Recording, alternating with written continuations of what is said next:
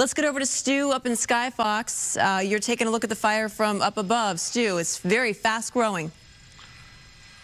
Definitely very fast growing, and this is going to be the 5 freeway again. I know you were talking about the closures over here by Lake Hughes. I think this one is actually going to be the Peck Road off-ramp, and they do have it shut down. You can see California Highway Patrol, but the 5 freeway itself is still moving. You got a lot of folks out there in that stop traffic. They probably, hopefully, they can get to another area and turn around. I wonder if a lot of those folks might live in this area right there.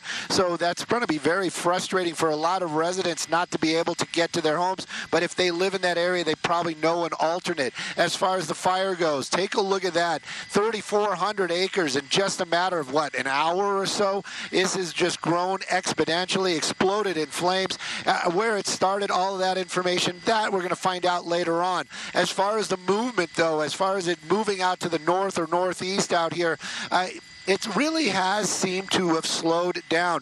Those Phos-Check drops doing what they were supposed to do. You're seeing a lot more of that lazy white smoke up in the northern portion of it. You can see that line earlier on. We were looking and we were watching as the flames were using up the fuel that is right there, making its way towards that line. So as soon as it gets to there, if it does actually, it's going to kind of put itself out. Natural breaks, or not, maybe not natural, a road isn't a natural break, but we were looking at that Lake Hughes road out here, and they actually had some Forest Service trucks. Oh, they're still there. That little green dot you see out there in the distance, that's going to be a Forest Service vehicle.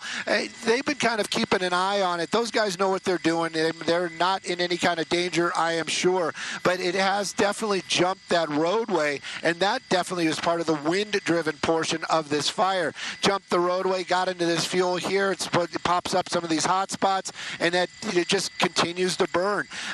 There's one of the drops from the Super Scoopers. The Super Scoopers, and they're doing that spot where it had jumped the line. The Super Scoopers actually are picking up the water at Bouquet Canyon Reservoir, as I understand it, which isn't that far away. There's the second one. They always travel in tandem. Those things are just so awesome.